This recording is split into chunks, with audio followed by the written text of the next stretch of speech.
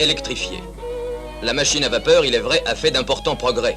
Grande puissance, meilleur rendement, chargement automatique du charbon. Elle est autonome. Son autonomie fait sa supériorité, mais en la limitant à ses seules ressources, elle limite aussi sa puissance. Une machine, dans la majorité des cas, ne peut être confiée qu'à une équipe spécialisée. Elle est le plus souvent, comme l'on dit, titularisée. Cette équipe veille au bon état de ses organes compliqués et à leur fonctionnement.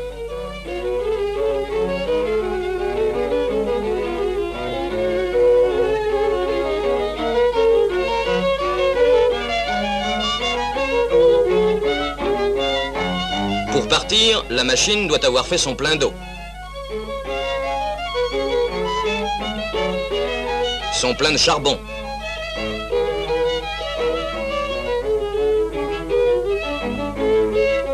En route, son équipe n'a pas seulement à observer la voie. Elle doit, à l'intérieur, surveiller les appareils de contrôle et conduire le foyer pour que la machine donne à chaque instant l'effort qu'on attend d'elle. Quand ses provisions vont s'épuiser, il faut la relayer. Arrêt obligatoire qui, quelquefois, ne s'explique que par la nécessité d'un relais. La locomotive rentre au dépôt.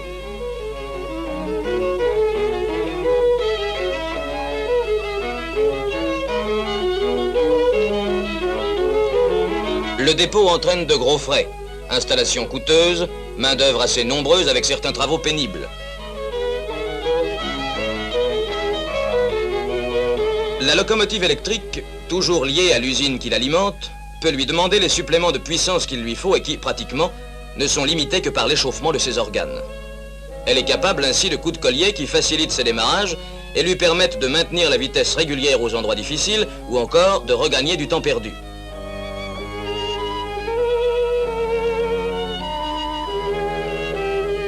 La transmission des efforts se faisant directement sur les essieux moteurs, il suffit, en principe, de multiplier ceux-ci pour augmenter la puissance de régime. Le type BB a 4 essieux moteurs. Il a été perfectionné pour remorquer sur Paris-Lyon les trains autres que les rapides.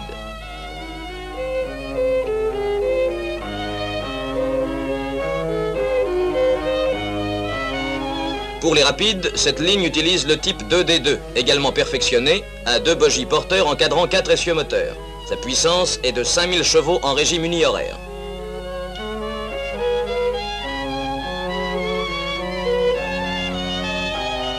Ou encore le type CC, plus récent, à 6 essieux, tous moteurs, qui joint à une grande souplesse de marche, un poids adhérent élevé.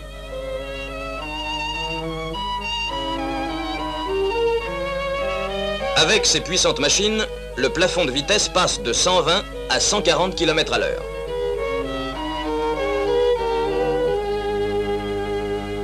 Le tonnage des trains, donc leur longueur, peut être augmenté de 25 à 40%.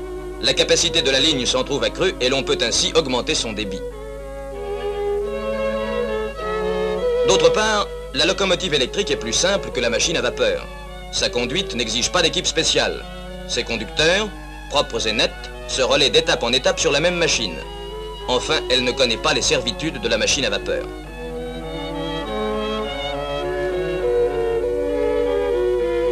Toujours prête à partir, sa mise en marche est immédiate. En route, ses conducteurs, à l'aise dans leur cabine claire, peuvent porter toute leur attention sur les signaux et sur la voie.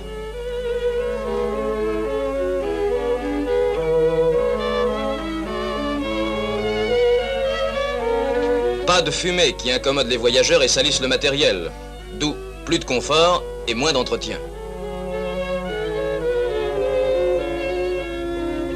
Toujours alimentée, elle marche aussi longtemps qu'on le veut. Point de relais obligatoire.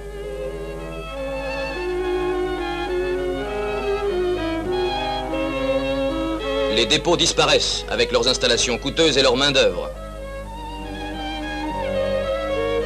Au repos, il lui suffit d'un garage. En résumé, disparition des travaux pénibles, progrès social, confort accru, mais surtout, exploitation plus facile, plus économique, avec un bien meilleur rendement des machines dont il suffit de 225 sur Paris-Lyon pour remplacer 700 locomotives à vapeur. À ces avantages, l'électrification ajoute une économie de charbon qui, dans un pays comme le nôtre, a une importance capitale. Économie évidente si l'électricité est fournie par une centrale hydraulique. Notons que pour une telle usine, le chemin de fer est un client de choix.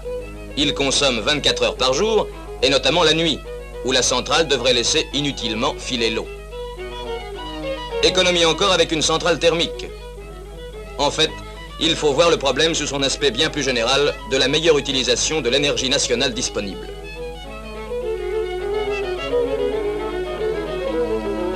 Là où une locomotive à vapeur brûle 100 000 tonnes de charbon, une locomotive électrique consomme 62 millions de kilowattheures, qu'une centrale thermique moderne fournit avec environ 31 000 tonnes.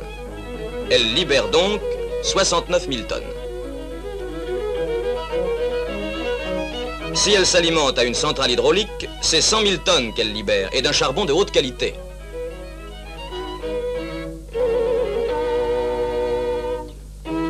Ce charbon qui est indispensable à notre industrie métallurgique pour fabriquer son coq. Charbon de choix dont nous sommes pauvres, seul admis dans le foyer des locomotives, alors qu'une centrale thermique moderne se contente en grande partie de charbon maigre difficiles à écouler. L'électrification des chemins de fer est donc, au point de vue de l'utilisation de l'énergie nationale, une excellente opération.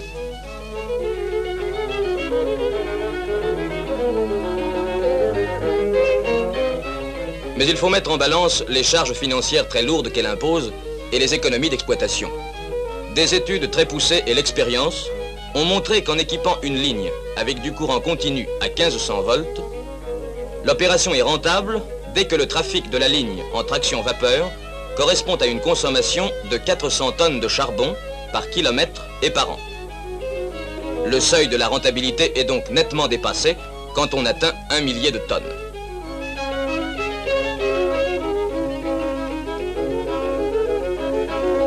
Paris-Lyon, avec sa consommation de 1000 à 1100 tonnes et son trafic de 14 milliards de tonnes kilométriques, était ainsi le type de la ligne à électrifier. L'électrification de cette ligne, une des plus chargées d'Europe et peut-être du monde, apporte, avec tous ses avantages, une économie annuelle de 650 000 tonnes de charbon, soit plus de 3% de nos importations.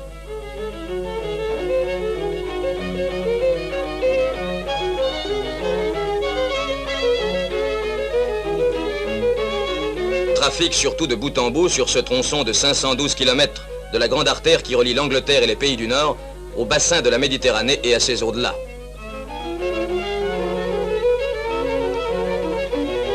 À Dijon, ce trafic s'irradie en plusieurs directions. Dijon est un premier carrefour où se croisent deux grands courants, nord-sud, est-ouest.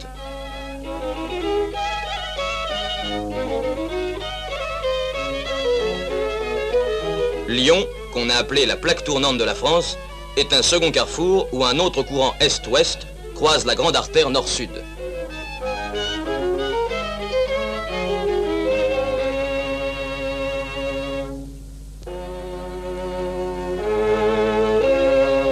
Le trafic voyageur suffit à donner une idée du mouvement qui règne sur la ligne. Voici par exemple, en 1938, les trains rapides, express ou directs, qu'expédiait et recevait chaque jour la gare de Paris-Lyon. Une période basse du début d'octobre à fin décembre. Les pointes des congés de Noël.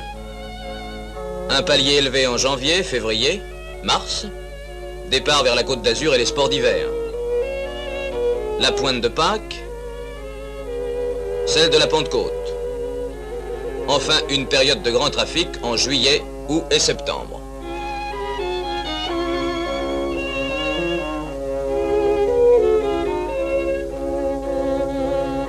En gros, et en dehors des pointes, 9 mois avec un trafic de 75 à 90 trains par jour et un plateau de 3 mois avec 110 à 150 trains. Plateau si étendu qu'il prend le caractère d'un véritable trafic régulier qu'on ne peut assurer que par des moyens d'exploitation normaux.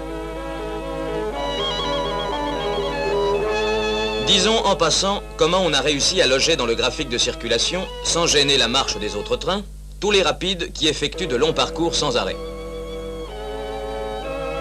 Ces rapides, au départ de Paris, ont été groupés en 2 batteries de trains parallèles à faible intervalle. En voici le schéma. La batterie de nuit est très dense. Celle de jour l'est moins. Ce groupement en batterie laisse la place aux trains à allure plus lente pendant les autres heures de la journée. Dans l'autre sens, vers Paris, même système de batterie.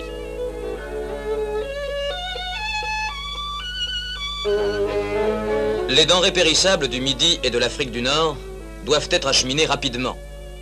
Elles donnent lieu à un fort trafic qui, lui aussi, a ses pointes saisonnières.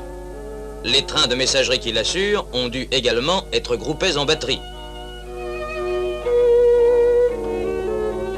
Au total, le trafic des voyageurs et des messageries s'additionnant à celui très important des marchandises, c'est un nombre de trains considérable qu'il s'agit de faire circuler entre Paris et Lyon.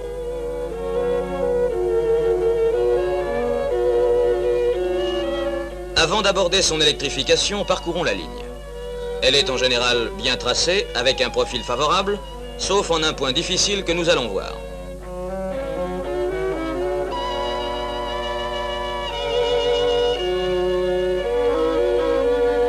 Six voies, parallèles d'abord, puis ramifiées jusqu'à Melun. 4 voies ensuite pour atteindre à Saint-Florentin le kilomètre 172.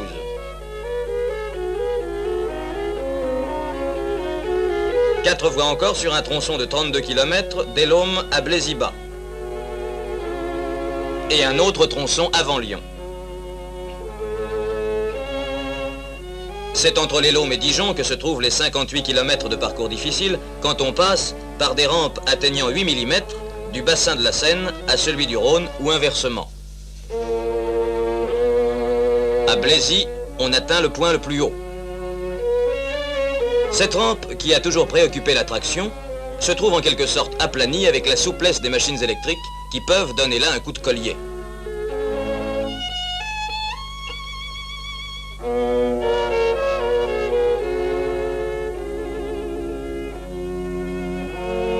Après Blaisy et son tunnel de 4 km, en descendant sur Dijon, on domine les riants paysages de la Bourgogne.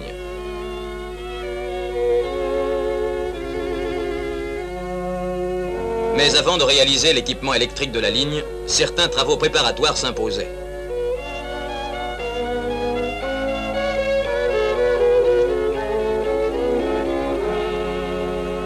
C'était tout d'abord la mise au gabarit des ouvrages d'art. Cette passerelle, par exemple, nous montre la hauteur du gabarit pour les trains à vapeur. L'électrification, avec ses caténaires, exige une hauteur supérieure, celle de cette même passerelle qui vient d'être exhaussée. Il a fallu ainsi modifier de nombreux ouvrages entre Paris et Lyon. Quelques-uns ont même été reconstruits.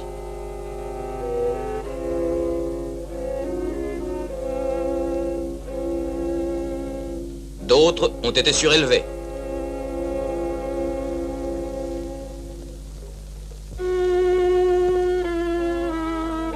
Mais dans plus de la moitié des cas, on a au contraire abaissé le niveau des voies comme on le voit faire ici dans un tunnel, celui de Saint-Irénée près de Lyon.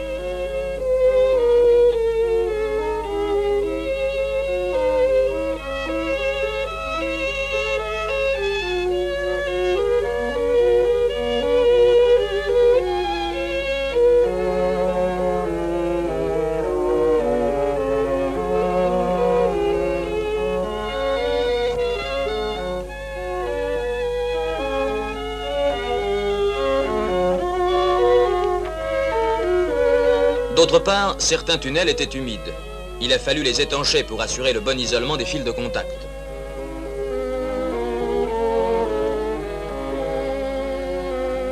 La ligne étant ainsi préparée à recevoir son équipement, abordons l'électrification. L'énergie électrique est fournie par le réseau général interconnecté à 150 000 ou 200 000 volts triphasés qu'alimentent des usines thermiques ou hydrauliques.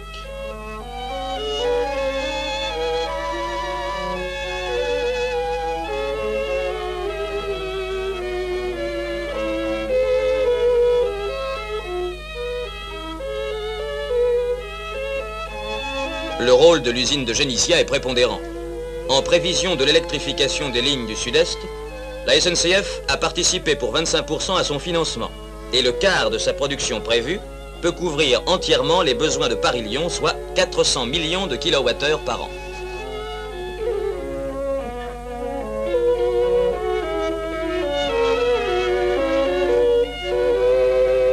Pour amener le courant au caténaire, 2 lignes à 60 000 volts ont été établies par la SNCF.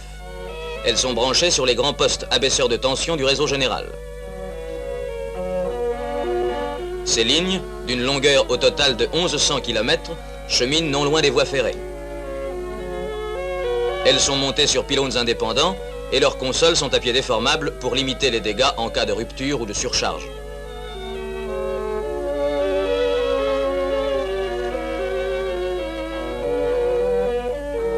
Ces lignes à 60 000 volts fournissent le courant aux sous-stations qui le transforment et le redressent en 1500 volts continus pour le distribuer par les fils de contact aux locomotives.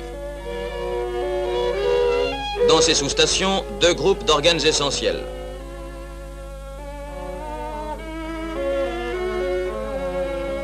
Transformateur, abaissant la tension à 1500 volts alternatifs.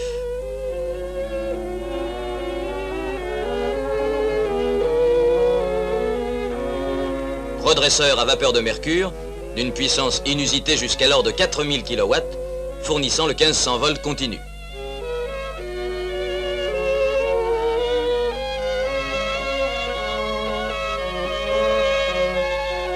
Le calcul de la puissance et de l'emplacement des sous-stations est un problème très compliqué. Il faut chercher où se trouvent, sur le graphique, tous les trains qui circulent à une heure déterminée. Sachant leur tonnage et leur vitesse, on en déduit les intensités à fournir à chaque instant sur la ligne en fonction de son profil et avec une marge tenant compte des pointes et des incidents possibles.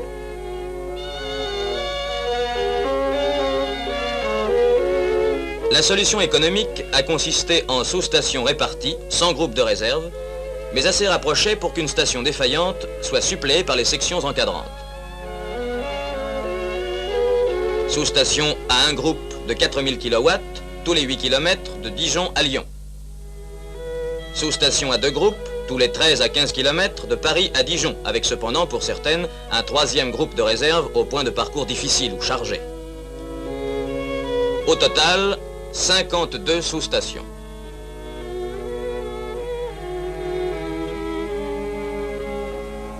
L'agencement des sous-stations comporte le maximum de simplification, notamment suppression de tout engin de manutention. Les gros appareils, montés sur galets, peuvent être roulés directement à partir du wagon.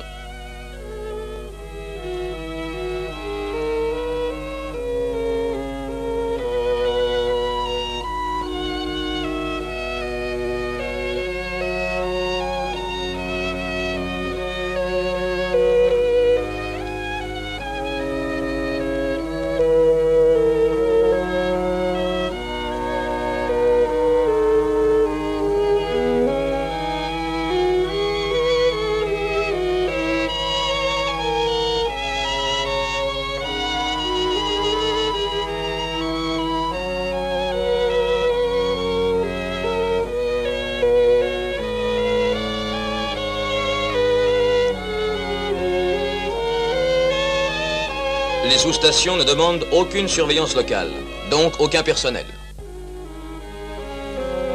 3 postes centraux à Paris, Dijon, Lyon commandent à distance les sous-stations. L'agent chargé de la commande, en liaison avec le régulateur des trains, règle avec précision la répartition de la puissance entre les sous-stations et peut prendre les mesures imposées par les nécessités.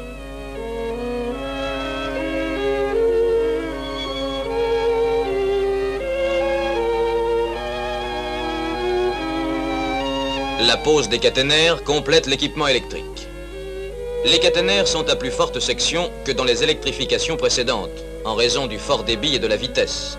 Elles comprennent toujours en haut un câble porteur, en dessous un second porteur, plus bas les 2 fils de contact et verticalement des étriers de suspension ou pendules.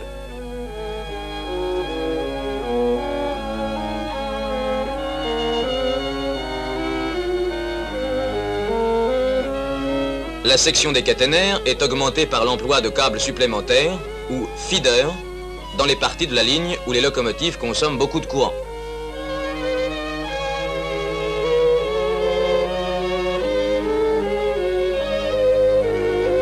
Les supports, en général, sont indépendants pour chaque voie.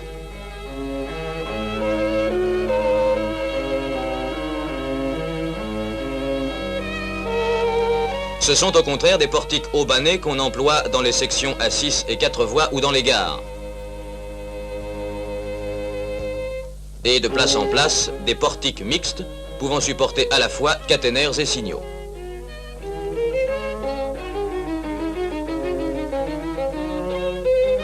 Pour établir les massifs de fondation des pylônes, on a utilisé 10 trains spéciaux de bétonnage, comprenant chacun 10 wagons, un groupe électrogène de 110 à 150 chevaux, des bétonnières de 1000 à 1500 litres.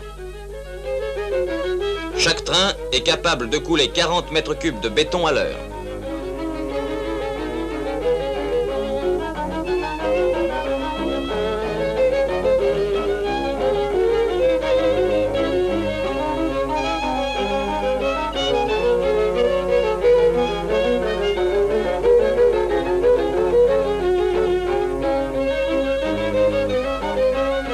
Les trains de matage, équipés de puissantes grues, plantent les pylônes.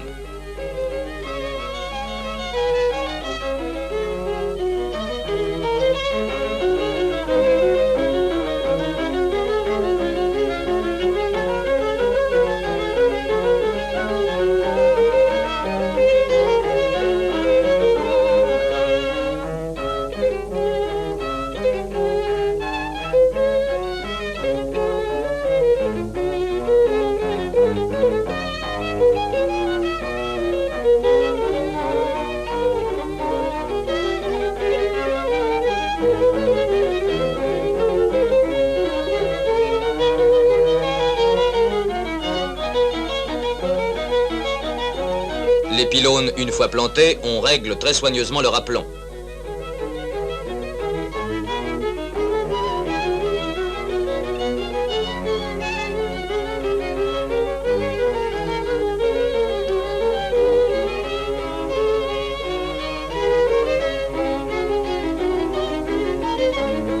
Des poteaux en béton précontraint ont permis sur plusieurs sections d'économiser le métal.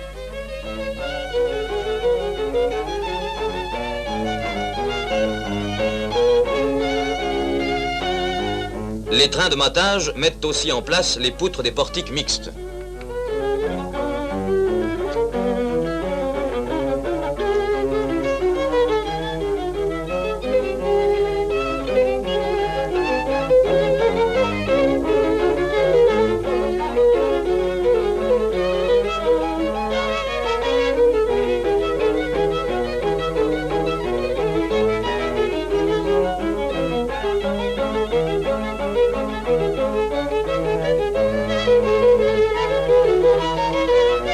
Les supports étant posés, c'est alors le déroulage des câbles et des fils de contact.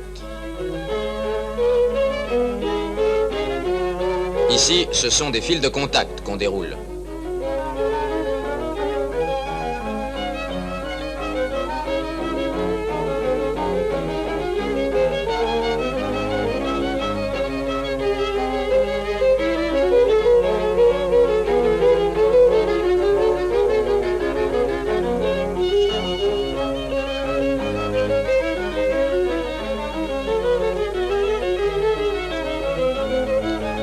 Ensuite, c'est le tirage, pour donner au câble et au fil la tension voulue.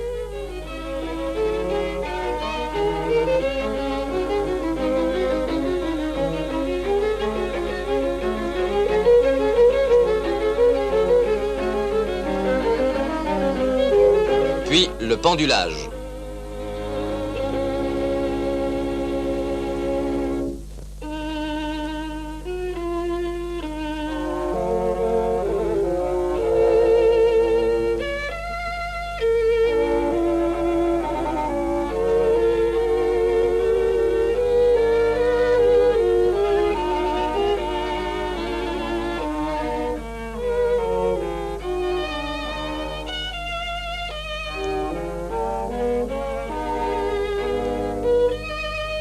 Enfin, des bras anti-balançants immobilisent le système.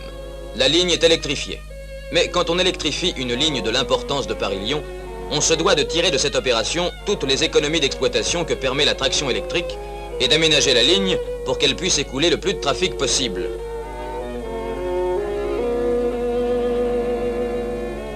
En traction vapeur, le débit de la ligne étant insuffisant, il fallait détourner une grande partie des trains par les lignes du Bourbonnais et de Saint-Amour, à profil accidenté et d'exploitation onéreuse.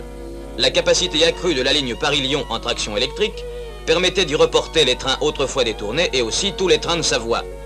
Tous ces trains reportés venant s'ajouter à ceux qui passaient déjà par la Bourgogne, le trafic sur cette ligne allait devenir considérable.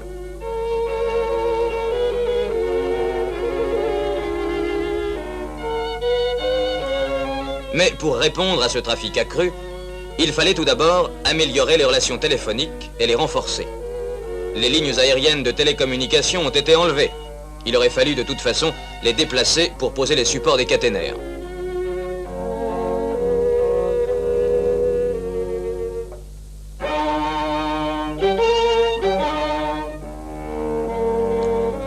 On a mis les lignes sous câble, où elles sont soustraites à la fois aux intempéries et aux perturbations dues au courant de traction.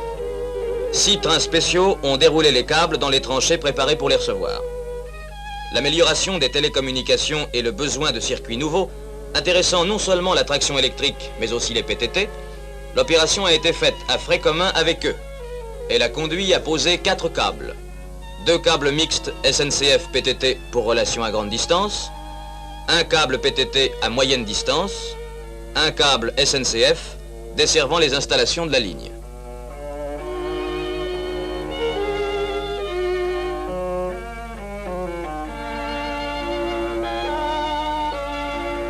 Tous les 1840 mètres, des bobines de self intercalées, ou bobines Pupin, améliorent les transmissions.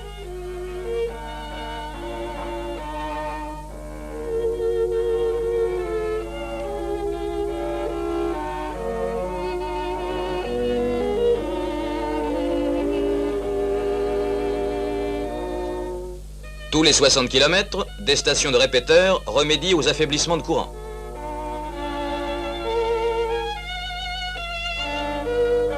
D'autres travaux, tels que la création de voies de garage à entrée directe, ont eu pour but de réduire la durée des manœuvres en certains points délicats.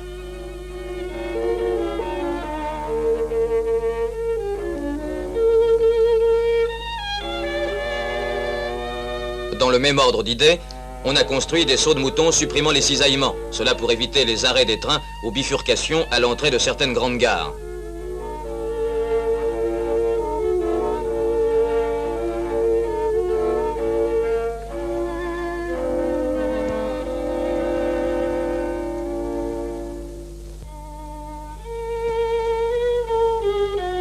Les quais des gares d'arrêt ont été allongés à 400 mètres pour pouvoir y admettre les trains devenus plus longs.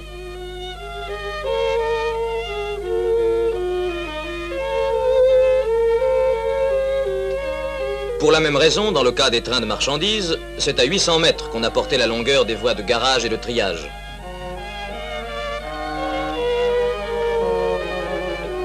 Enfin, d'importants travaux de signalisation ont été effectués pour porter au maximum le débit de la ligne dans des conditions parfaites de sécurité.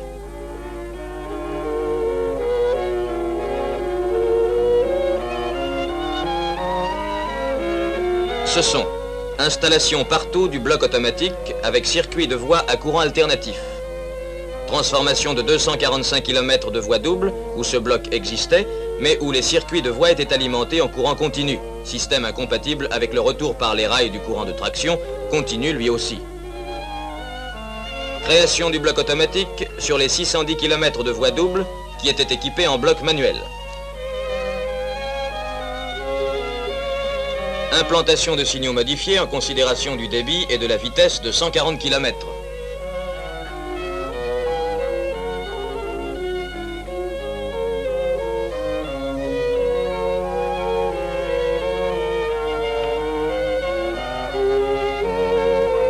Création de 35 postes nouveaux de signalisation. Installation d'enclenchements électriques dans 79 postes de gare. Des mesures de sécurité très poussées ont été prises pour la réalisation d'une innovation audacieuse, la banalisation des voies de Dijon à Blaise-y-Bas.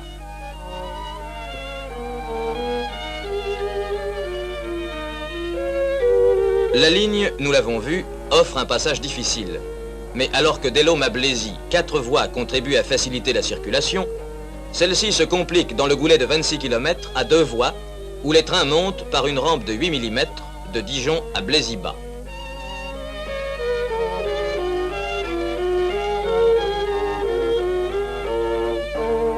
Sur ce tronçon, les deux voies sont équipées pour que les trains puissent y circuler indifféremment dans les deux sens. Ces voies, dites banalisées, peuvent ainsi concourir à l'écoulement du trafic dans une même direction, ce qui est précieux, en particulier pour le passage des grosses batteries de nuit. Cette disposition sera étendue jusqu'à Saint-Florentin, soit sur 140 km.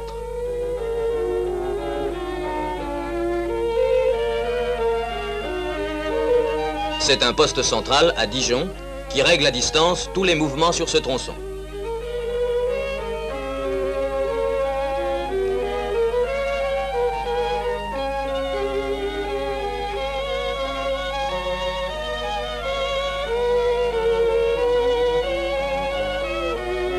Des liaisons entre les voies rendent possible le passage de l'une sur l'autre. Ici prend fin cet exposé sur l'électrification. S'il a permis de mesurer l'ampleur de l'œuvre, il n'en a pas montré l'extrême complexité. Celle-ci tient à deux causes. D'abord, les travaux, que pour plus de clarté on a décrits l'un après l'autre, ne se succèdent pas. En réalité, ils se commandent et se chevauchent. Ainsi, le déroulage des câbles doit précéder le matage des pylônes.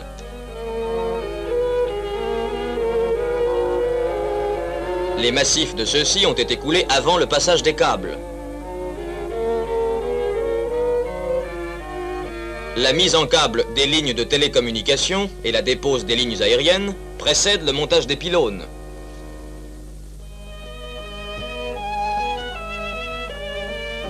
Le déroulage des fils de contact dans les sections à 4 voies et dans de nombreuses gares doit suivre la modification de la signalisation et celle-ci dépend, dans les gares, de la modification des voies. On multiplierait ces exemples. L'autre cause qui complique les travaux réside dans le fait que le chantier, c'est la voie. Le seul accès du chantier, c'est bien souvent la voie. La sortie du chantier pour les déblais, c'est encore la voie.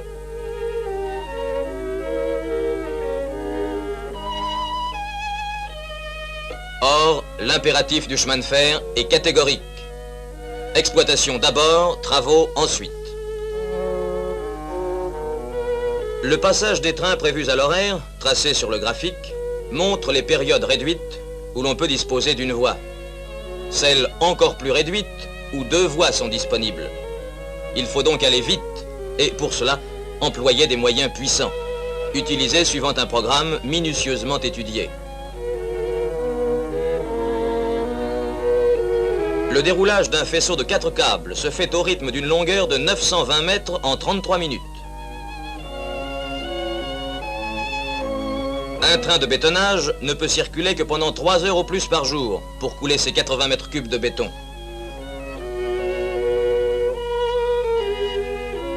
Les trains de matage plantent les pylônes à la cadence de 2 minutes par poteau, quelquefois 1 minute un tiers.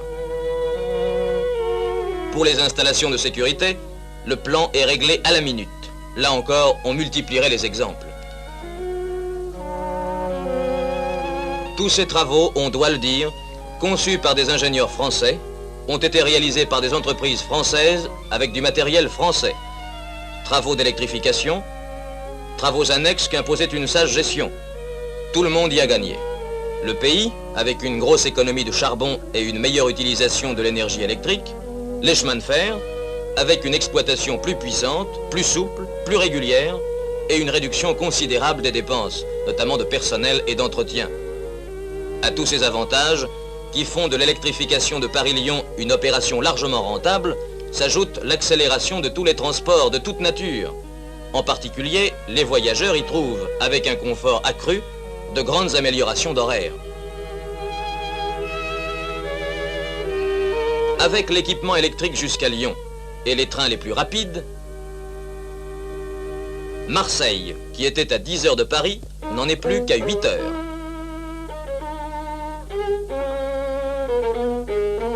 Lyon à 4h15. Dijon à 2h30. À l'échelle de ces vitesses, c'est comme si les distances raccourcissaient, permettant par exemple l'éclatement des industries de la région parisienne vers la province, à quelques heures de la capitale.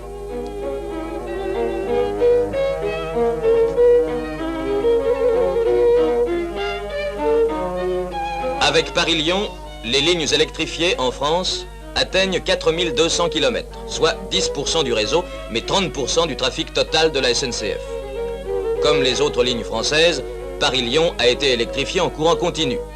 Cette solution répondait le mieux à son trafic exceptionnel et le seuil de la rentabilité est ici largement dépassé.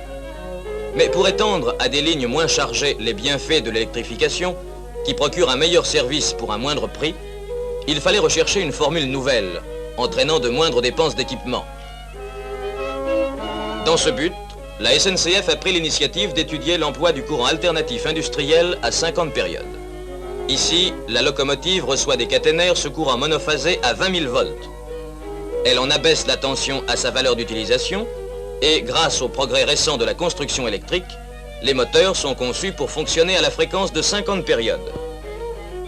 Ces essais, déjà très avancés, se font sur une ligne accidentée de Savoie, entre Aix-les-Bains et La Roche-sur-Foron.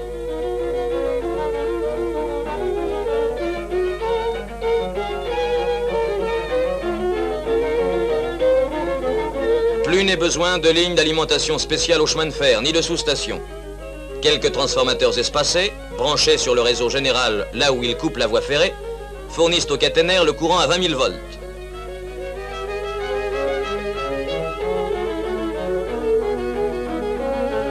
Ces postes de transformation sont très simples.